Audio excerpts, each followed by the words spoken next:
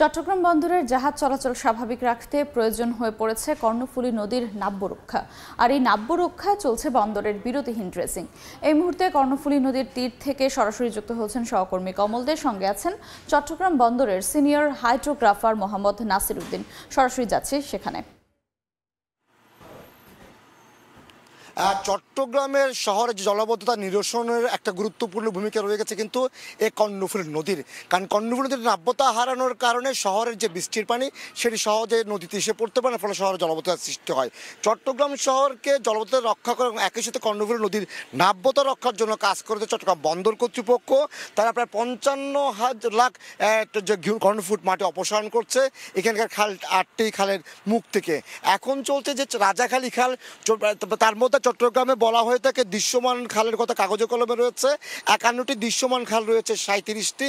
এর মধ্যে 8টি খাল আবার সরাসরি কর্ণফুলীতে এসে পড়েছে।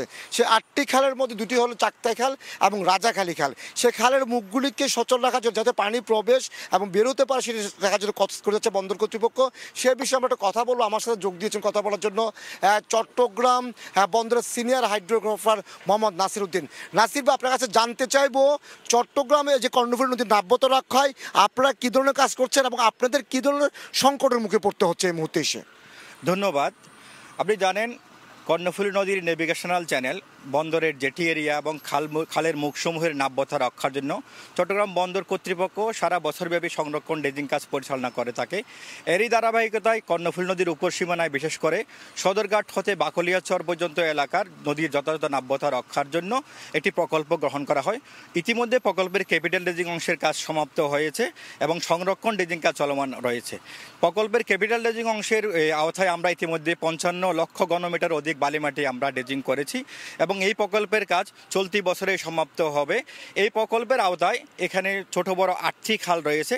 এই 8টি খালের মুখ থেকে নদীর অংশ আমরা ইতিমধ্যে ড্রেজিং করে খালকে নেভিগেবল করেছি, যার কারণে আনইন্টারাপ্টেড নৌ চলাচল এখানে চলাফেরা করার সুযোগ পাচ্ছে। এই ড্রেজিং করতে গিয়ে আপনাদেরকে একটা বড় ধরনের সমস্যা পড়তে হয়েছে, বিশেষ করে পলিথিন, গৃহস্থলে বর্জ্য। আসলে এটা কি ধরনের সংকট ছিল এবং আপনাদের যে যন্ত্রপাতিও নষ্ট হয়েছে আমরা জানতে পেরেছি। ধন্যবাদ। আসলে আমরা এই প্রকল্পের আওতায় আমরা 2টি কাটার সাকশন ড্রেজার, একই সাথে আমাদের একটা এমফিবিএস ড্রেজার আমরা নিয়োজিত করেছি। এই প্রকল্পের ড্রেজিংকালীন সময়ে আমরা যেটা দেখতে পেয়েছি, বালিমাটির সাথে পলিথিন, প্লাস্টিক এবং বিভিন্ন গার্বেজ নদীর তলদেশে 2 থেকে 7 মিটার পর্যন্ত এটা লেয়ার ছিল। এটা আমরা ড্রেজিং করতে গিয়ে আমাদের খুবই ব্যাক পেতে হয়েছে। আমাদের ড্রেজার সমূহ কিছুক্ষণ চলার পর ড্রেজারটা বন্ধ হয়ে যেত। এরপর আমরা সেটা ওভারকাম করেছি। মোটামুটি আমরা এখন নদীর তলদেশের 2 থেকে 7 মিটার লেয়ার আমরা গার্বেজ অপসারণ করে বর্তমানে নদীতে আমাদের বিরতিহীনভাবে ড্রেজিং করা সম্ভব হচ্ছে। তো এক্ষেত্রে যদি শহর থেকে বিশেষ করে পলিথিন, গার্বেজ এবং এই ময়লাগুলো যদি সরাসরি নদীতে না আসে, তাহলে নদীর তলদেশের নাব্যতা যথাযথ রক্ষা হবে। সেক্ষেত্রে নৌ চলাচল সহজভাবে চলাচল করতে পারবে। কর্ণফুলী নদীর কারণে চট্টগ্রাম বন্দর একটা ঝুঁকির মধ্যে পড়ে। আসলে ঝুঁকিটা কেমন এবং সে ঝুঁকি মুক্ত করার জন্য আপনারা কি ব্যবস্থা নিচ্ছেন? ধন্যবাদ। আসলে এখানে যদি উপর সীমানার নাব্যতা যথাযথভাবে না থাকে, তাহলে এটার এফেক্টটা আমাদের জেটি এরিয়ায় গিয়ে পড়ে। তো জেটি এরিয়ার নাব্যতা সংকটের সৃষ্টি হয়। এজন্য আমরা অগ্রাধিকার ভিত্তিতে উপর সীমানার বিশেষ করে এই 4 কিলোমিটার এলাকা আমরা 4 মিটার গভীরতায় নিয়ে আসার জন্য প্রকল্প হাতে নিই এবং এটা এই 4 মিটার গভীরতা আমরা আনতে সক্ষম হয়েছি। এবং এই কারণে বর্তমানে আমাদের জেটি এলাকায় পলি জমার হার অনেকাংশে হ্রাস পেয়েছে, যার কারণে কর্ণফুলী নদীতে চট্টগ্রাম বন্দরের মার্চেন্ট শিপগুলো আসা যাওয়া নির্বিঘ্নে আসা যাওয়া করতে পারছে এবং যেটির সম্মুখভাগে নাব্যতার কোনো সংকট হচ্ছে না। আমরা একটা ব্যতিক্রমের ড্রেজারের কাজ দেখছি। ড্রেজারের আসলে বিশেষত্ব কি? মূলত আমরা জানতে পারছি বড় ড্রেজার কাজ করার কথা, এই ছোট ড্রেজার দিয়ে আসলে কি হবে? আসলে আমাদের এটা হচ্ছে একটা এমপিবিএস ড্রেজার, স্পেশালাইজ ড্রেজার, যেখানে আমাদের বড় ড্রেজারগুলো খালের সম্মুখভাগে খালের ভিতরে যেতে পারে না। এই ছোট্ট ড্রেজারটা গিয়ে খালের মুখের মধ্যে যে পরিমাণ ময়লাগুলো জমে থাকে সেই ময়লাগুলোকে রিমুভ করার জন্য আমরা এই ড্রেজারটা ব্যবহার করে থাকি এবং এটি ইফেক্টিভলি ব্যবহার হচ্ছে, আর যার কারণে আমরা সুফল পাচ্ছি এবং খালের মুখের ময়লা থেকে শুরু করে খালের মুখের নাব্যতা যথাযথভাবে রক্ষা করা সম্ভব হচ্ছে। এই যে ড্রেজিংয়ের ব্যবস্থা করছেন, এতে বন্দর লাভটা কি হচ্ছে বা শহরের লাভটা কি হবে? এখানে বন্দরের লাভ হচ্ছে বন্দরের জাহাজসমূহ যথাযথভাবে নির্বিঘ্নে আনইন্টারাপ্টেড নেভিগেবিলিটি রক্ষা পাচ্ছে এবং জাহাজগুলো চলাফেরা করতে পারছে।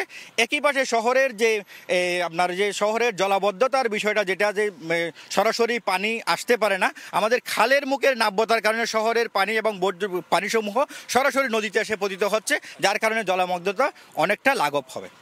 ধন্যবাদ। আমরা কথা বলছিলাম চট্টগ্রাম বন্দরের সিনিয়র হাইড্রোগ্রাফার নাসিরউদ্দিনের সাথে।